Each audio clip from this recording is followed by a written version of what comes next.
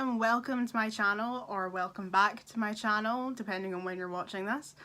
If you've never been here before, this is Law's Talks, and it's a channel where I like to talk about media criticism and just whatever I feel like talking about in terms of television or video games, media in general. And sometimes I just like to rant. Today we are going to be talking about the TV show Supernatural. Now, I'm a bit late to the game on talking about the Supernatural finale because it did come out at the kind of tail end of last year. But I'm hoping that we're still reeling from it and people still care.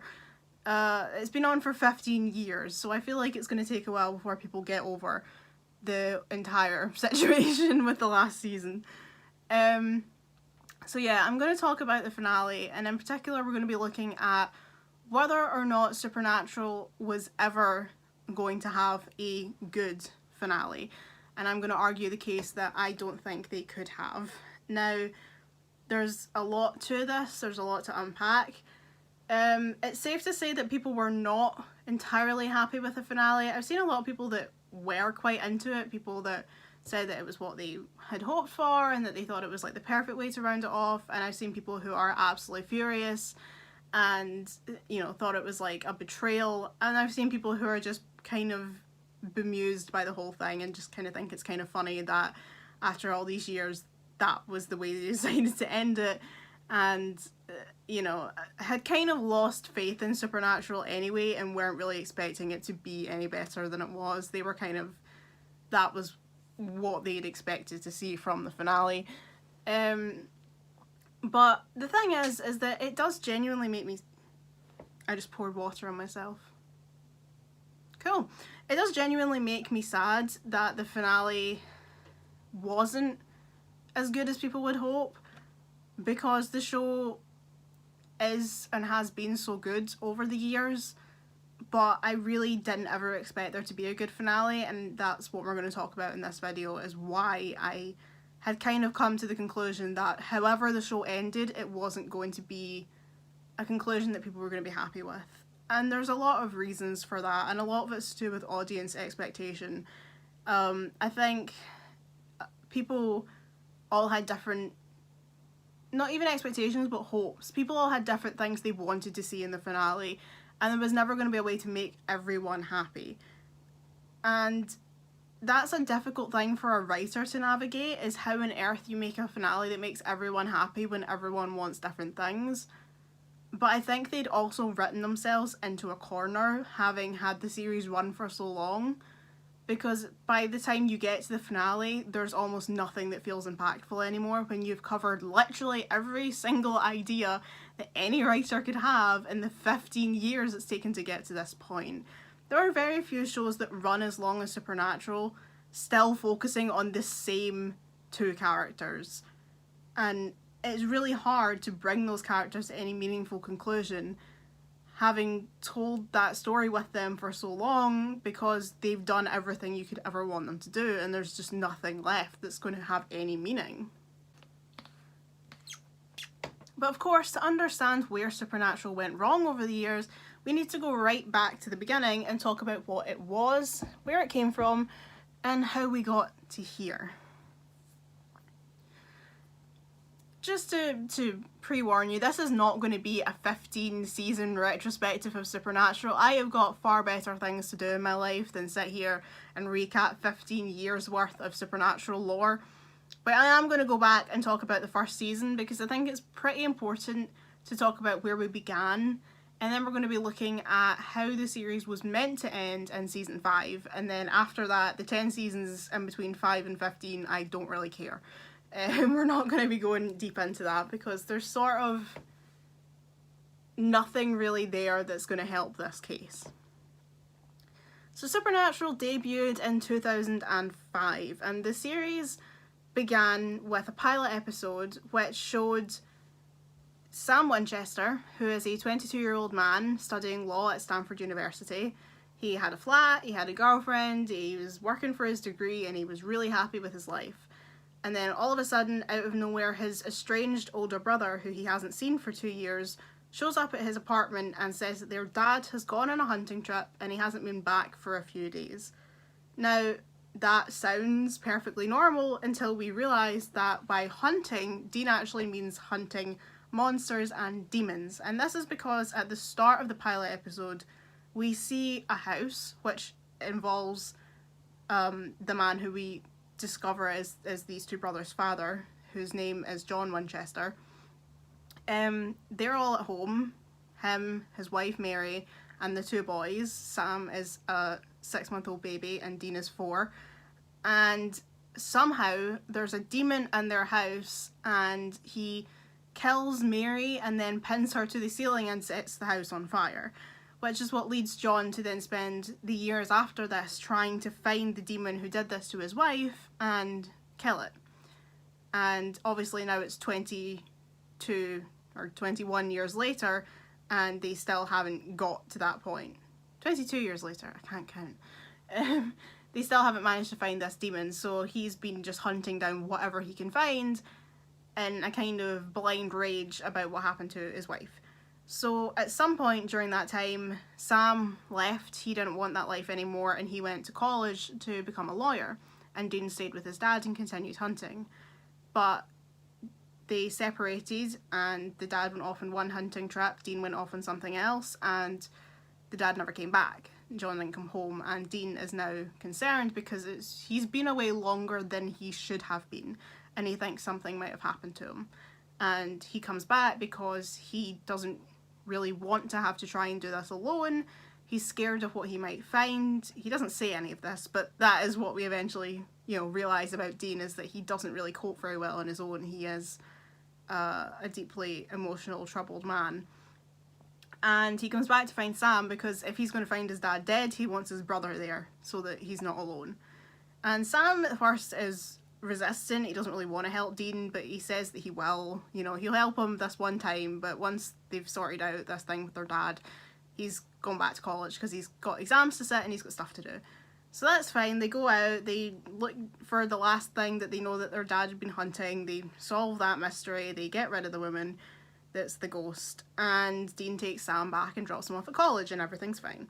And he's like, well, this has been fun, but don't call me again, I don't want to join the hunting team.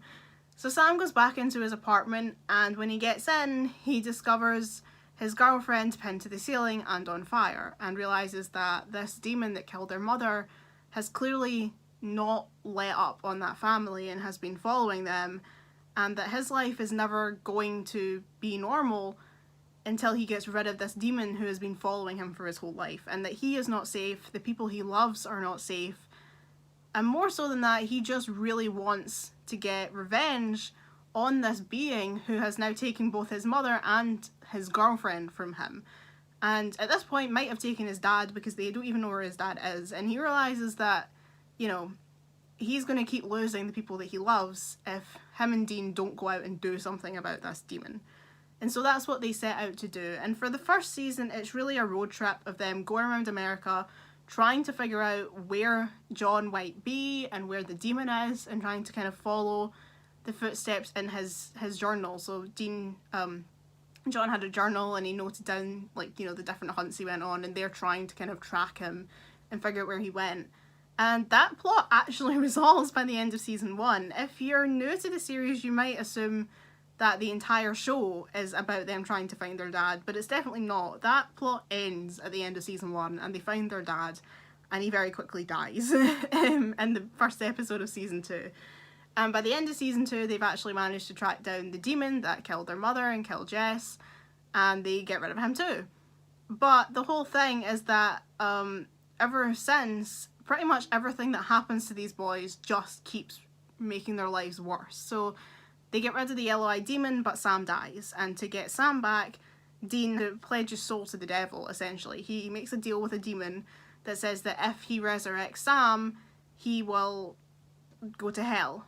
Because they discover that there's this demon, you can make a 10-year deal and you can get whatever you want, but you have to go to hell in 10 years. But they make Dean go to hell in a year because plot.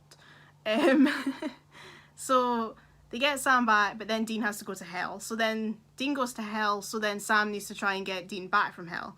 And then Dean gets back from hell, but then they discover that there's these angels, and Lucifer is trying to rise from hell. And then he does. And then the end of the world is coming because now Lucifer's walking the earth. And this is the way the series continues. So even though the original plot ended right at the end of the first season, there is kind of every time that one plot ends, another plot very quickly picks up as a result of what happened before. And that's the way that this whole show ran for its first 5 seasons. And the reason for that is because the writer and creator Eric Kripke planned Supernatural as a 5-season story.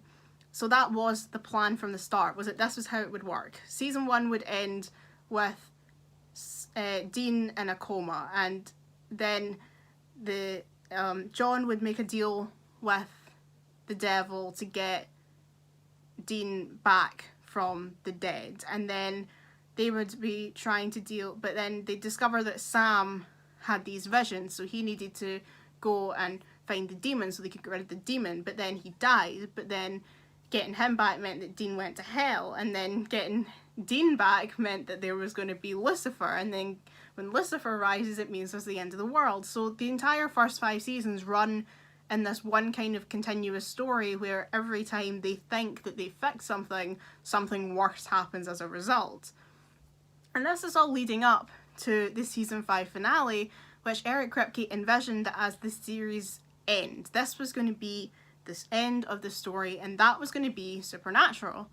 Just a 5-season story about these 2 brothers, and that was going to be the conclusion. But the CW was not that keen on losing one of their main series. Strangely, Supernatural wasn't actually that popular in the ratings. It was about 8th in the ratings in season 3, and it actually was almost axed at the end of season 2 due to its poor ratings. It was doing really badly. But for some reason the CW just loved this show and weren't ready to give up on it. They were really determined that they were going to keep renewing it because they believed in Supernatural. And when it got to its 5th season, they still didn't want to give up on it, even though the writer was telling them, this is meant to be the end of the show. This is where it's supposed to stop. I don't need more seasons than this. But the CW were like, nah, we like this show and it does get ratings. We want to keep it. So we're going to renew it. And they did. And that's the interesting thing about television. Being a television writer is not an enviable career, in my opinion. Because being a TV writer is not... It doesn't really give you the freedom that you would expect, because your entire story is in the hands of the network. And ultimately, you can never tell the story exactly how you want to unless you've got an incredibly lenient and understanding network. And networks are driven by money, they're driven by profit, they're driven by ratings, and they will always do what they believe the audience wants most, or what they think will sell, or what will bring in advertisers. They don't want controversy, they don't want to lose ratings, and they will put a stop to anything that they think could negatively impact their series, which can often mean that writers are forced to make decisions and to change stories or characters because of what the network says. And also, your other issue about a TV writer is that your story is also heavily impacted by the lives of the actors, by the conditions of the world. It's not like writing a book, you know? It's not... You can't just put, you know, whatever you want onto the page and then have it published, because you need actors to carry out these plots. You need the ability to film. So things like the pandemic, shutting down a TV show, having to try and work around the social distancing rules when you come back is obviously going to massively impact the way that you can tell a story.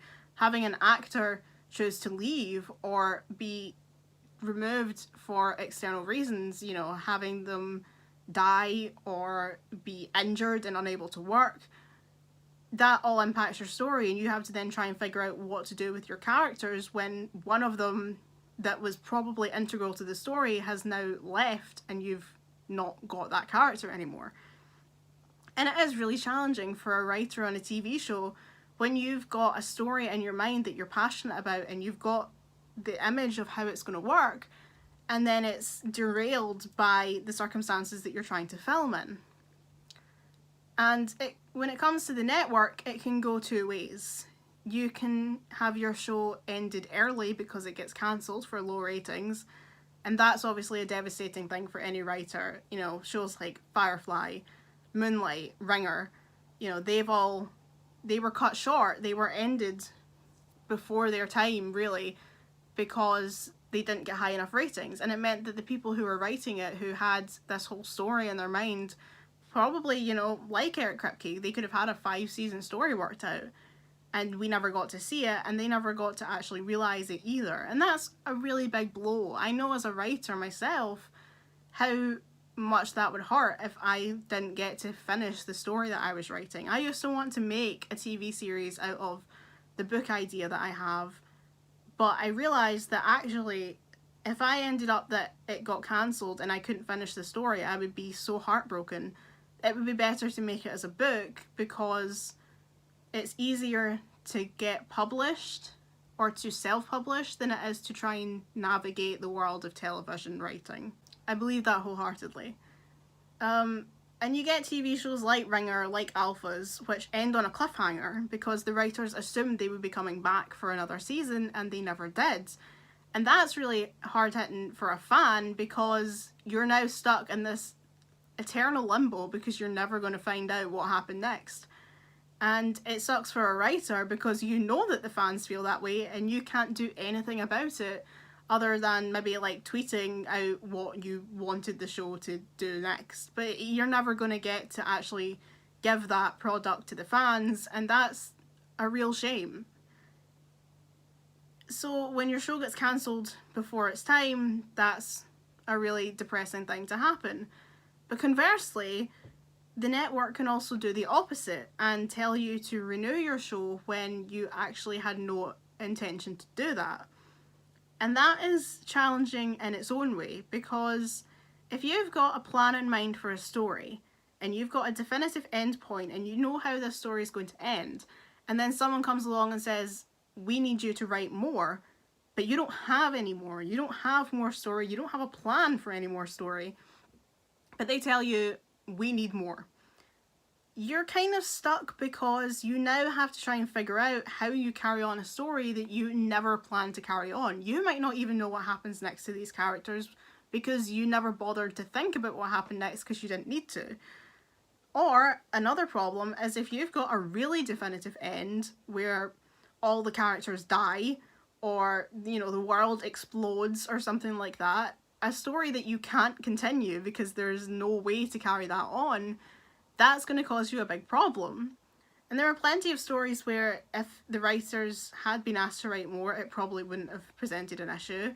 You know, if they needed another season of Friends, it would be easy enough to just pick up where the last episode left off and find out what happened when Monica and Chandler moved to the suburbs and how Ross and Rachel navigate trying to raise their baby now that they've decided that they're a couple, and what Rachel's going to do about the job in Paris that she gave up really stupidly in the finale, and if Joey's ever going to have a real storyline. But when you've got a show with a really definitive ending, that doesn't work because there's just nowhere to go. And so as a writer, you've kind of got two options. Either you change the ending completely so that that's not the way it ends and hope that further down the line you'll be able to utilise that original ending that you had, or you try and keep the ending you had but find a way to work a sequel into that story. So keep the idea that you had in mind but have some kind of twist at the end that means that you'll be able to pick up again next season. And that was the choice that Eric Kripke made with his finale for Supernatural. And his finale that he had envisioned was the season 5 final episode, Swan Song. Swan Song is, in my opinion, one of the best episodes of Supernatural. I think it was an incredible piece of television and a really impactful finale. It was the culmination of everything that had happened in the past 5 years on the show, and it was a really beautiful piece because of the way it was written. So if you haven't seen it, I assume you have if you're watching this video, But if you haven't, or you need a reminder, the episode was actually narrated by Chuck, who at the time was ambiguous in terms of what his character is, but we do find out later on that he is God.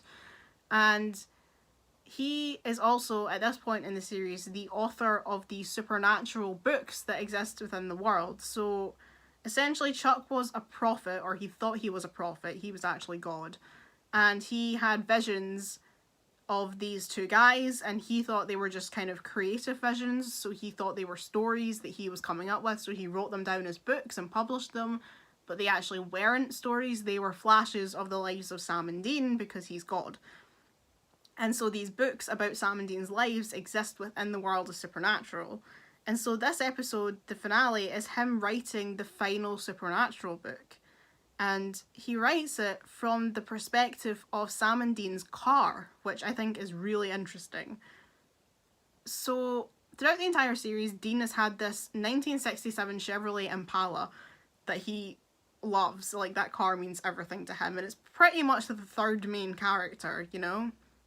The weirdest time in the entire series was when they didn't have the Impala. That was a really weird situation, and I still don't know what the logic was. At some point during season 7 they lost the car, and then it dramatically came back in the finale, and I don't know what the thought process. Season 7 was a weird time, and like, I love that season, but it was, I don't know what the writers were doing at all in season 7.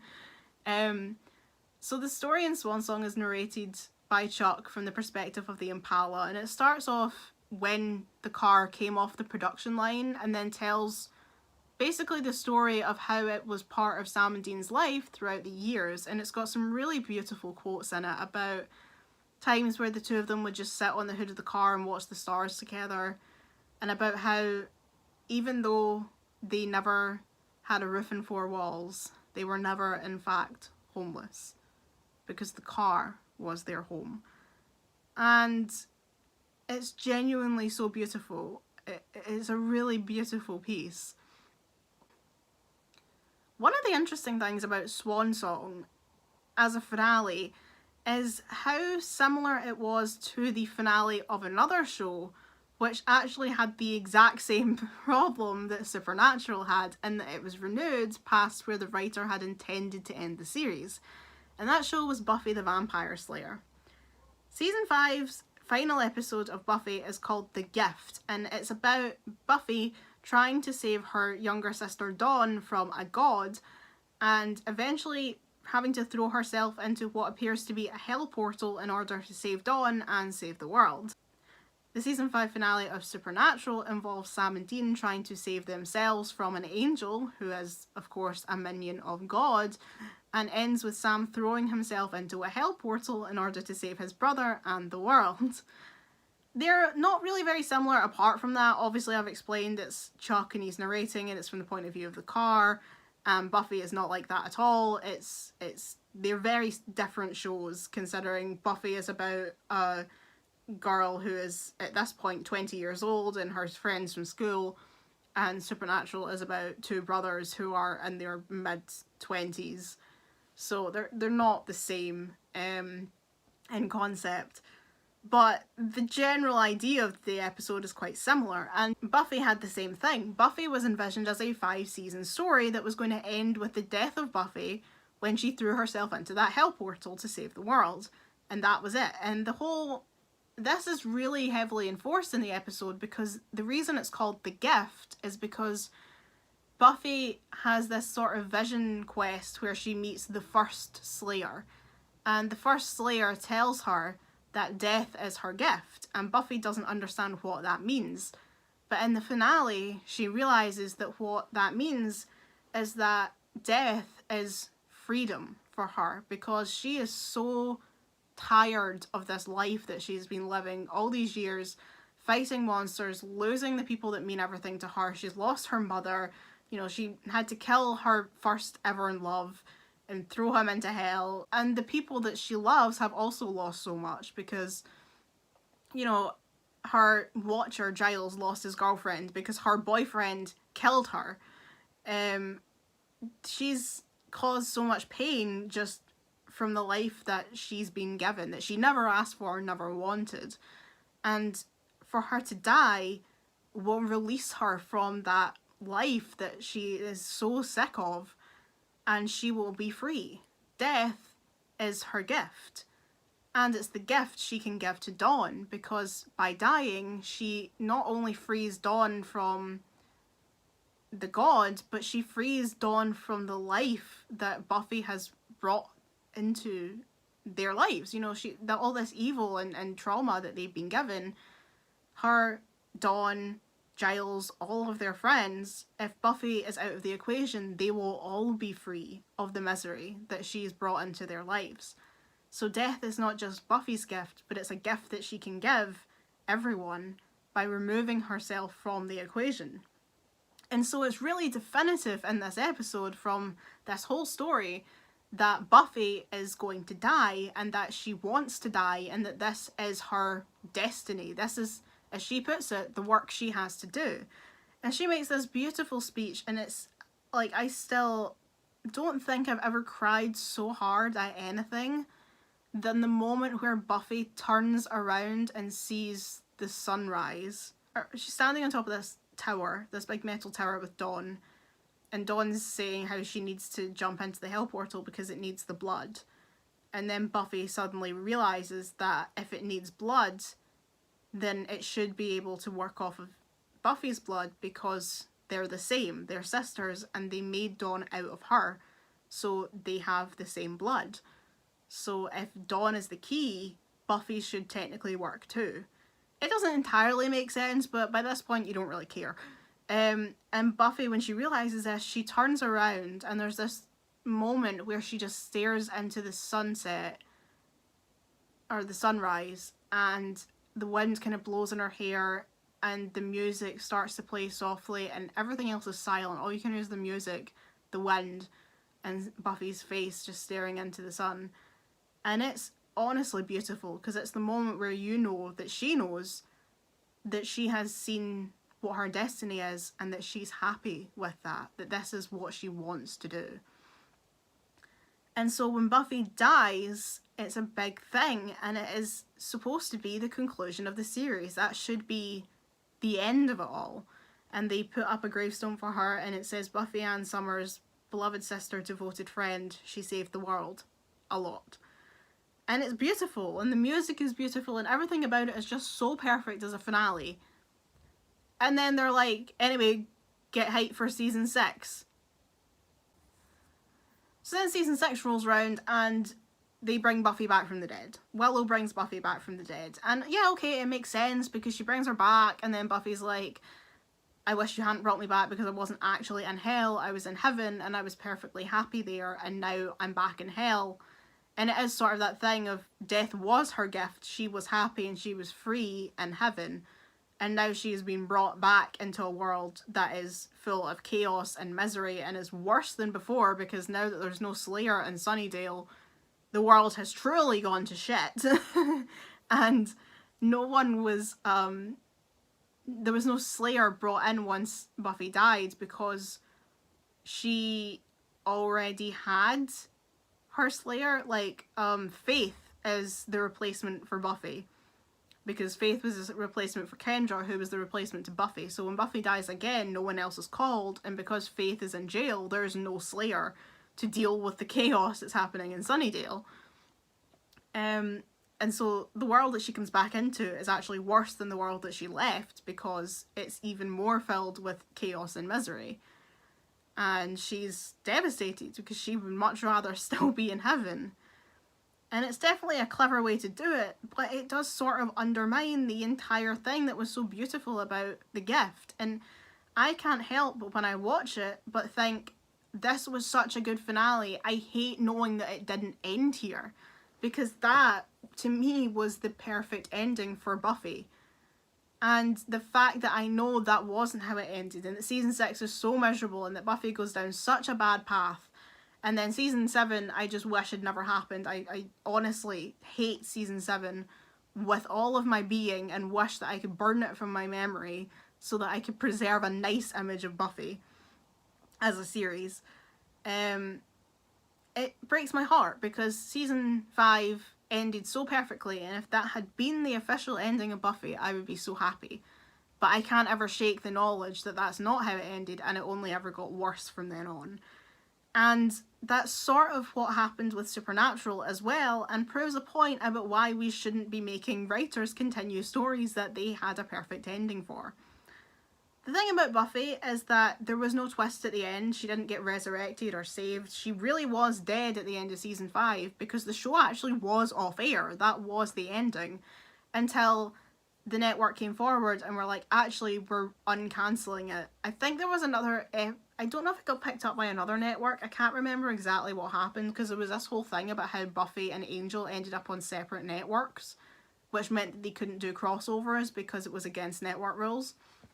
But essentially, Buffy was ended, it was off air, and then it got brought back, so it became uncancelled. Supernatural was different in that they already knew before the end of the season that it was renewed, so it gave Eric Kripke time to change the finale accordingly, whereas Buffy was supposed to have ended and then was resurrected. That's why Anthony Head as Giles is not in season 6 so much, because as far as he was concerned, the show that he was working on had ended and he'd moved back to England. And then they called him up and they were like, we're rebooting Buffy, come back, we want to film season 6. And he was like, well, no, I've already sold my house in America and moved back to England. I'm here with my wife and my kids. I don't want to come back to America. But he loved Buffy, so he agreed to do it, but he had to be on a much shorter schedule. So he was only in the first few episodes and the last few episodes so that he wouldn't need to be travelling backwards and forwards from America to England. And that obviously had a negative effect on the series, considering what a powerful character he was in the story. And the way that they had to try and write around it was to basically turn him into a crap dad who just sort of thought that the good way to make Buffy stronger was to abandon her in some kind of weird Goku type parenting technique. And I don't like it. And that's the thing, is that when you do something like this, you end up creating plot problems that you wouldn't have had if that wasn't the case. Now, this isn't a video about Buffy, and I realise I'm going off on a tangent, but I'm just trying to explain of what happens when you tell a writer to resurrect a series that was already ended, because it can have unseen problems. Now, like I say, Supernatural didn't have the same issue because it didn't have to be uncancelled. It was just renewed when it wasn't going to be originally. And so Eric Kripke decided to keep the story that he had been planning all along, which was Swan Song, but he changed the ending, or he added a bit to the ending to make sure it had a hook for the next season. So the episode ended with Sam throwing himself into a hell portal and taking Lucifer and Michael with him. So by this point in the series, Lucifer was sort of inhabiting Sam's body, and Michael, who is a different angel, was inhabiting the body of their half-brother Adam. So Sam manages to fight through Lucifer's control by the power of brotherly love.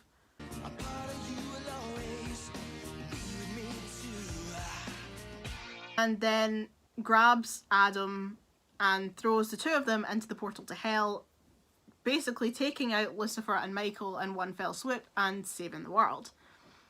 And what we see then is that Dean kind of is sad, but he accepts, Sam's gone, he saved the world, and he goes to live with his ex-girlfriend Lisa and her son Ben, and they have a nice happy life together. But just as the episode's about to end, Chuck says, but nothing ever really ends, does it? And we see Sam standing outside the window to Lisa's house, staring in at Dean. So we're like, what? Sam's still alive? But he just went into the hell portal. What is going on? And that was the hook for season 6. So season 6 comes along, and it turns out Sam got brought back from hell by Castiel, which made sense because he brought Dean back from hell at the beginning of season 4. But when he brought him back, he came back wrong and he doesn't have a soul. So he's not really Sam, he's sort of just a kind of lifeless, emotionless husk that looks like Sam. And that's the plot for the first half of season 6. But the thing is that now that that's happened, much like Buffy, the finale of season 5 doesn't really feel as powerful because Sam's big sacrifice doesn't really feel like so much of a sacrifice when we know he came back literally like the next day. I don't know how soon that was, but within the context of the series, it wasn't very long. And then because he came back without a soul, he'd actually been back for a while by the time Dean realised it. He'd just been like going around doing his own thing because he didn't have the emotion telling him to go and find Dean. So he just sort of kind of buggered off and did his own thing. Which means that their relationship in season 6 is really sour because it's not really Sam, and Dean's not going to be able to have a relationship with someone who's not really Sam. And so after the whole of season 5 being about these two brothers being at loggerheads and then coming together and being, you know, saving the world by the power of love in the finale, is completely undermined by the beginning of season 6, where the relationship is once again back to being a fractured mess. Now, in fairness, at least this time it's not because anyone's drinking demon blood or just being a general asshole. It's because Sam literally is broken and his soul is in hell being used as a tennis ball by Lucifer. But regardless, it's still an unpleasant thing to watch when you've just went through a character making such a big sacrifice. And it's the same thing that happened to Buffy, is that you just saw this character make this huge sacrifice, and then when they come back, they're not happy, and it feels as if everything that they did in that finale with that sacrifice is completely meaningless because it all got undermined by what happened next. And it's really unfortunate. But what this also meant, and what I remember thinking at the time, was if this series now has to continue past that finale that I thought was perfect, can it ever have another finale that will live up to Swan Song? And that's the problem that we are dealing with. And that's what I want to talk about in terms of talking about this finale. That's why the past 40 minutes of me rambling on about being uncancelled and about, you know, the plot of the first 5 seasons is because that's kind of where this issue arose from. That was 10 years ago, which seems wild, but that was 10 years ago that happened. Season 5 of Supernatural concluding. But what it meant was that we then had another 10 seasons, which of course no one expected back at the end of season 5. I was thinking it would run to about season 8, because 8 is quite a common number for TV shows. Charmed ran for 8 seasons, Desperate Housewives ran for 8 seasons, Castle ran for 8 seasons. It's quite a common number for TV series to end at an 8th season. Scrubs ended up running for 8 seasons, but we don't talk about it. Because, you know, we don't talk about the 9th season. You know, Scrubs ran for 8 seasons and I won't hear anything else about it. So 8's quite a common number, so I was thinking 8 seasons. But no, 15 is what we ended up dealing with. And so no one could have imagined that when season 5 finished, that we would still be here 10 years later. But what it did mean is that they were going to struggle to make a finale when they had already made the biggest and most bold finale they could at the end of season 5. And that was going to obviously create a problem. Season 5 had ended with Sam making the ultimate sacrifice and saving the world by the power of brotherly love.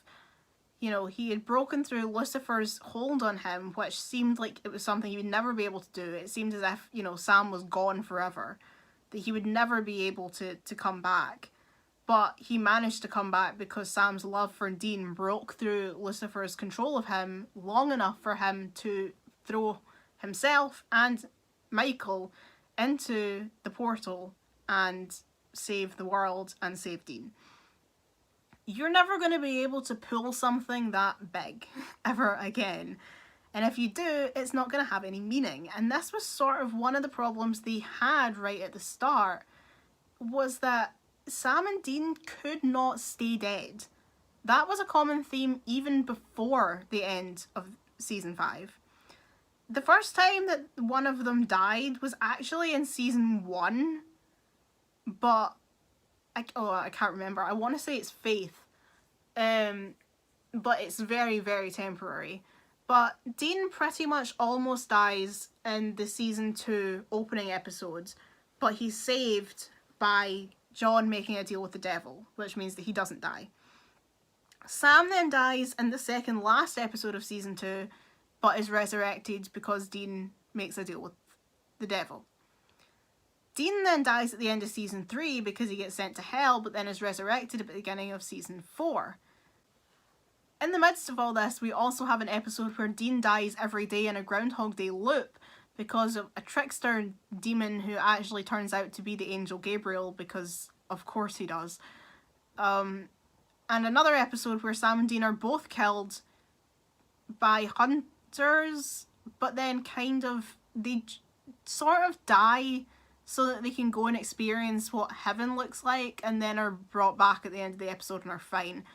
So they've died a lot by this point, and so it seems as if no matter what you do, they are going to come back from the dead. But I think at the end of season 5, that wasn't really the thought process, because getting out of hell was so difficult. As they proved with Dean, he had been down there a long time, and the only reason he got out was because Castiel brought him back. And actually, Castiel got blown up in the season 5 finale, so we thought Castiel was dead. Like, he wasn't supposed to come back either. So he shouldn't have been able to save Sam because we thought Castiel was dead, but he actually wasn't dead either, because everybody needed to come back because we now had to make another season, and we killed off 2 of our 3 main characters. God, that show was just mental. But the fact that Sam had come back again, and the fact that Castiel had managed to come back, was starting to make it seem as if death just doesn't stick in this series.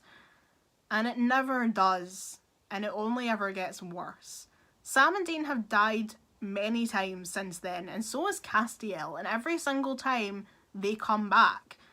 And so trying to make a finale is going to be difficult, because one of the main things that happens in a TV show finale is that characters die.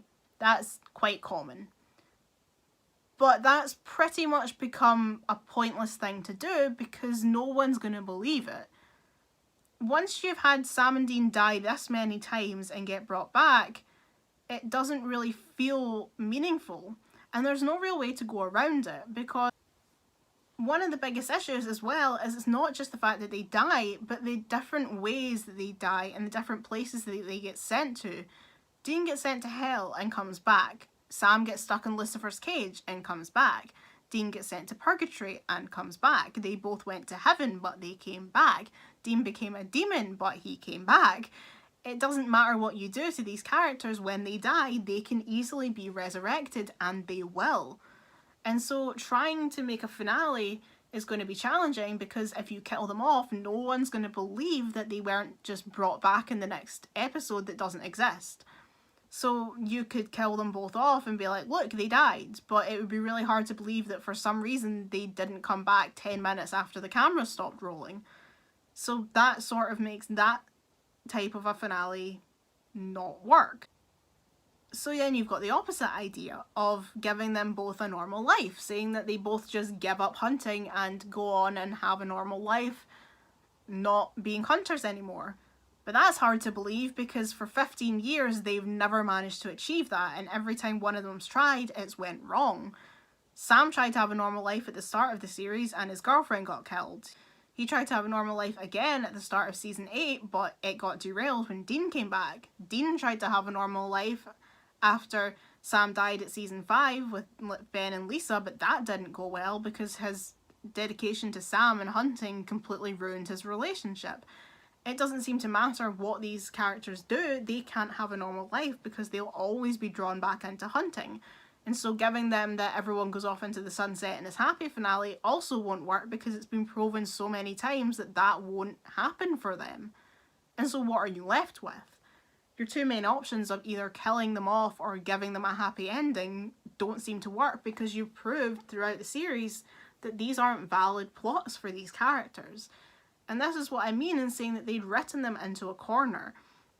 15 years worth of lore has meant that they tried and failed at every single thing that could possibly work as a storyline. every kind of plot point that you can use and every mystery and every idea you can possibly squeeze out of this show had already been done. There was nothing left to do with these characters that hadn't already been done before, and usually multiple times over. And there wasn't anything left that hadn't already been proven earlier in the series to not work for them. And so where are you supposed to go with a finale when you've already done everything that could possibly be used as a storyline for a finale, other than blowing up the entire world?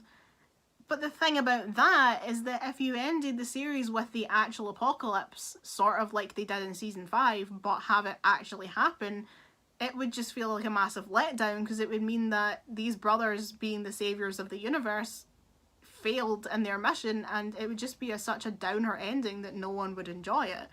No one would want to see that they'd spent 15 years watching a show only for everybody to just die in the finale and, I don't know, some kind of big cosmic destruction. And so that's not going to work either. If you want my opinion, I had a specific idea in mind for a finale, and I'm not saying it's a good one, but this was the way I always wanted it to end. And this was back during the time that people were discussing the Grand Canyon as a valid location for the finale. If you don't know about the Grand Canyon thing, basically back in season 2, Dean made a comment about how he's never seen the Grand Canyon. And it stuck in viewers' minds as somewhere that should be important later on in the series as some kind of trophy and victory for Dean, that after everything they've been through, he'll finally get to go to the Grand Canyon. However, this was completely overwritten by a comment in season 8 where he mentions the time that him and Sam went to the Grand Canyon as kids, meaning that this thing that had been so important to the viewers all these years was now gone because some writer couldn't do fact-checking. But it did mean that for a long time people were quite looking forward to seeing a finale that would take Sam and Dean to the Grand Canyon, thinking that this was some kind of ultimate goal for the characters. And I had this idea about sending them to the Grand Canyon and them, for some reason, ending up in a kind of Thelma and Louise situation and driving the Impala into the canyon and killing themselves. Meaning that they would both go to heaven together and they wouldn't have this whole one of them's left behind to have to try and bring back the other one kind of problem, or, you know, the whole one of them's going to end up being alone and miserable and one of them's going to be stuck in heaven without the other. They would just both die at the same time, both go to heaven, and then sit on the porch and drink beers with their Impala, which also went to heaven because it died with them. And that would be that. That would be the end of the series. And I realise that's not the most inventive storyline ever, but for me, having them both die together and having them have the agency to decide that this is how they're going to die, rather than letting their fate be decided by the universe at large, to me felt like a better ending. And it is sort of like that Buffy ending, is that people criticised that at the time for glorifying suicide because Buffy essentially takes her own life by jumping off of the tower. But of course, anybody with a brain can tell that's not what it is. It's about her taking her life into her own hands and deciding her destiny, and doing that in order to save the world and the people that she loves most.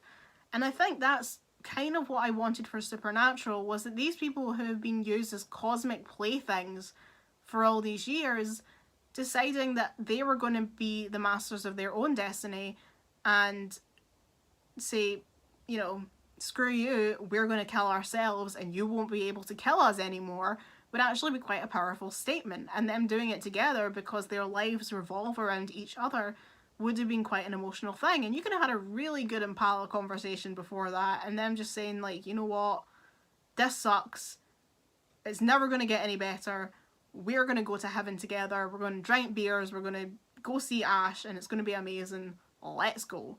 And then just driving the Impala off a cliff.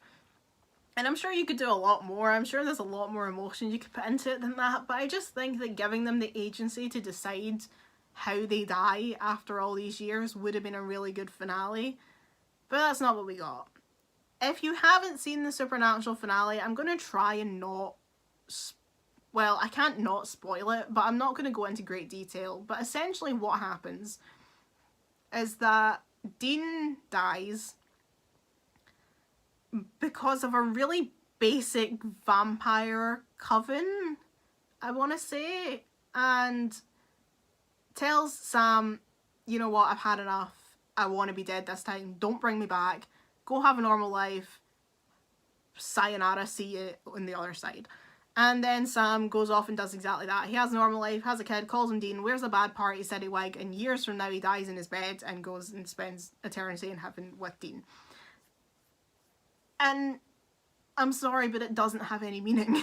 It doesn't feel impactful because it just doesn't. We've seen it too many times before. You know, we've already had this plot. That was supposed to be the plot at the end of season 3. You know, 12 years ago, Dean died, and Sam was supposed to go off and try and have a normal life, but instead he spent all this time trying to figure out how to get Dean back from the dead, and ended up high on demon blood and dating Ruby the Demon, and just becoming kind of half evil because he was so infected with, you know, demon DNA at this point. And so we've seen that that doesn't work. We've seen, again, when he tried to have a life with what's-her-face, I can't even remember her name, the one with the dog and the husband in season 8. And that didn't work either. And so I just find it hard to believe that this was ever a thing. We also know that no matter how many times these two die, it's not as if the demons ever let up on them, or how many times they try and say, we're done with this life, the demons don't let up on them. You know, Sam left and was away from his parents, away from his dad and his brother for 2 years, and a demon still broke into his flat and flambéed his girlfriend. So I also don't believe that Dean dying and Sam packing up the car and saying, I'm not doing this anymore, wouldn't end up with him getting chased by something, because he's still Sam Winchester, and he's still done enough damage to the monster community over the years for them to come looking for him. They're still going to be monsters in this world with a grudge against the Winchesters, and they're never going to be free. And so I find it hard to believe that he managed to have a normal life after Dean died, because that just hasn't been realistic throughout the entire series. But the reason I think as well that Supernatural was never going to have a good finale was because they had given too many different options to the viewers. And people had different hopes. There were always going to be people who wanted something different. There was people like me who wanted the brothers to die together and to take their life and their destiny into their own hands. There were people who were really invested in the Destiel storyline, and the fact that Castiel literally admitted that he was in love with Dean just a couple of episodes before, but then didn't ever get it brought up again, and he died and went to Turbo Hell, and people thought, well, he's going to come back in the finale, and maybe the finale will be him and Dean, you know, going off into the sunset together. I don't ship Dean and Cass, so it wasn't something I was hoping for, but I do still feel really bad for the fans who were finally thrown an olive branch for this ship that they've had for, you know, over 10 years, only to have it pulled from them at the last minute, and for the massive, unfortunate homophobic implications of having a man admit that he's in love with another man and then getting sent straight to Turbo Hell. I don't think you can ever call that a good LGBT message. And I know that Misha tried to stand up for it, but I'm sorry, there's nothing good about having a man come out as gay and then just send him straight to hell. What kind of Westboro Baptist bullshit is this? And I can see why people wanted that redeemed in the finale, is to have Cass come back so it doesn't seem as if this character was eternally put into the, you know, worst hell ever for being a gay man. But no, they didn't. And there was also the people who wanted to see a post-supernatural life for these characters, you know? But we didn't really see much of Sam's life, apart from that bad party city wig. And we didn't really see Dean's life in heaven. We could have had a whole episode of them and seen what happens when they go to heaven, but we didn't. And it just sort of feels as if the series just stops. You know, Sam gets to heaven and Dean says, "Hi, Sammy," and it just doesn't really feel like it's concluded. I feel like there should have been a lot more there, and even though I'm the one sitting here saying there was nothing they could have done, I still feel like they didn't do it. You know what I mean? Like, they had written themselves into a corner, and I still feel like they did it worse than they could have. And I realised that they were obviously suffering from trying to film within the coronavirus pandemic, and I feel really bad that this show with a 15-year legacy had to try and wrap itself up during, you know, the worst crisis we've had globally in God knows how long. Supernatural deserved to end not in this situation, and it deserved to not have to adjust its final few episodes because of a bloody global pandemic. I feel really sorry for them all for having to try and film around that situation, because I don't think it helped matters at all. But at the same time, I don't think it excuses them for making a finale that is so lackluster. The other thing that's common in a finale is doing that everyone comes back from the finale thing, and I think that would have been a really good idea for Supernatural.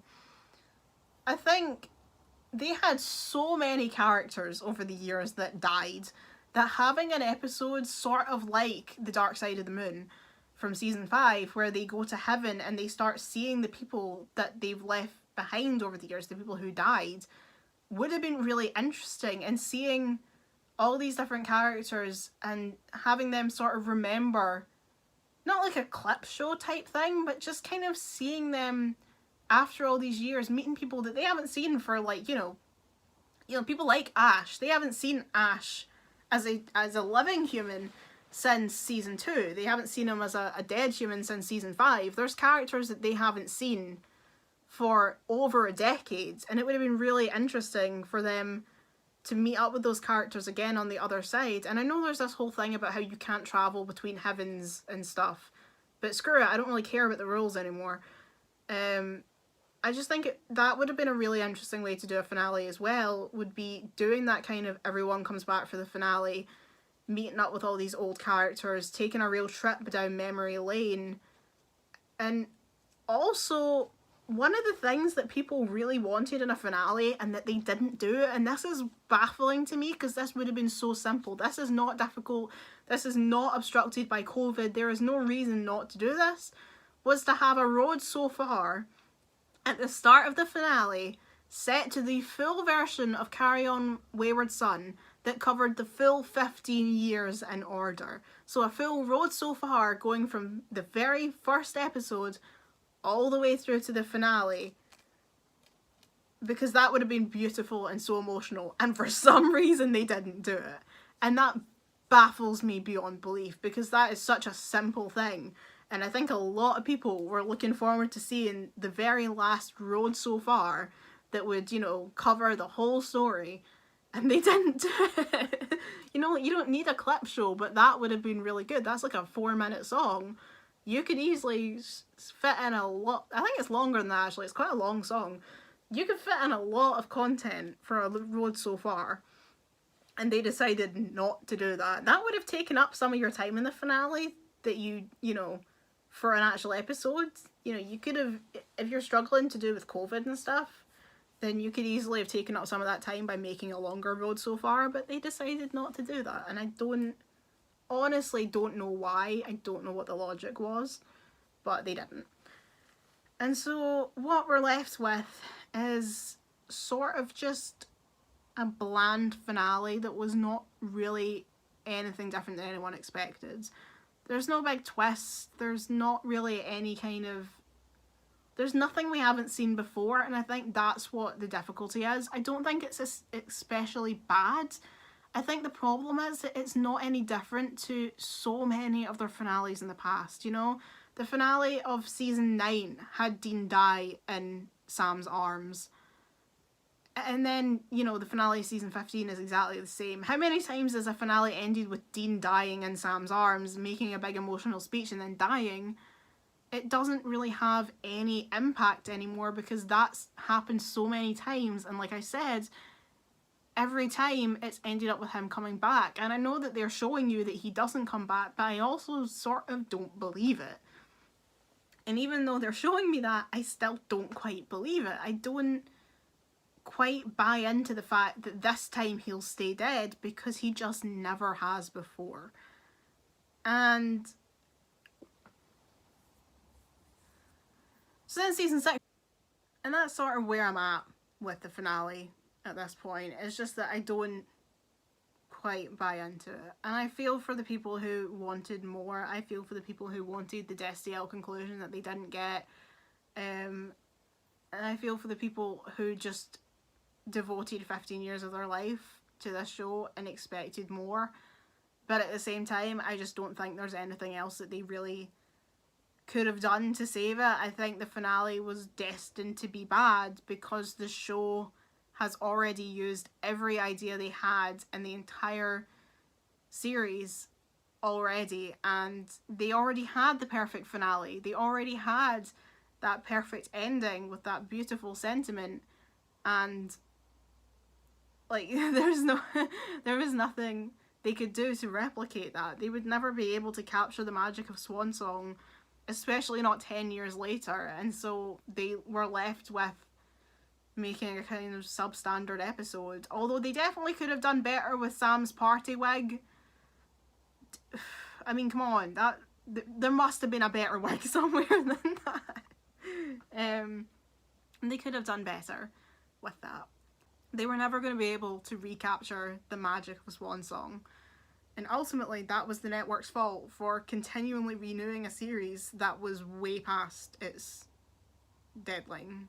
You know, they had run out of story long ago, and it had gotten to a point where nothing felt meaningful anymore, where the story didn't feel like any of it actually meant anything, because we had already done and exhausted every sort of emotional plot, and we'd already done everything. Like, you know, like everything that you could possibly do with this series had already been done.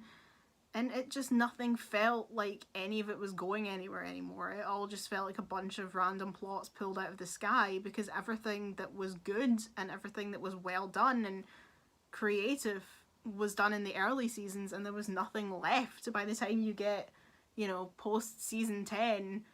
We are in the realms of madness, because there's just nothing that can be done that hasn't been done before. And that is what ultimately led them to having a finale that nobody was really going to be happy with, because everyone was expecting something more, but there wasn't anything more that they could do. There was nothing that they could do to live up to what they'd already had in the past. There was no way they could top Swansong. And what that ultimately meant is that the real Swansong for Supernatural is a bland episode with a bad wig. And that is going to be its legacy. That and gay turbo hell is unfortunately the legacy we're left with after 15 years of this show. So that's fun. Let me know your thoughts on the Supernatural finale in the comments below. Please don't get in an argument with people about it. Please don't start arguing about gay turbo hell or shipping wars. And please don't send me hate because you don't like my opinion on the finale. I just wanted to say my piece. But yeah, don't start wars in the comments. But please do leave me your comments below with your opinions, what you would have liked to see in the finale, and whether or not you were happy with what they did, or whether you thought that there was anything more they could have done, or whether you agree with me and think that they had really just written themselves into a corner they could never come back from. And if you like this video and want to see more videos like this, please hit the subscribe button. Let me know that you are interested. This is the kind of content I'm planning to put out. I've got a few other videos lined up that are all, you know, media criticism and discussing things in the same kind of vein as this. So hit that subscribe button and you'll be able to see every time a new video comes out. Thank you, and I'll see you in the next one. Bye!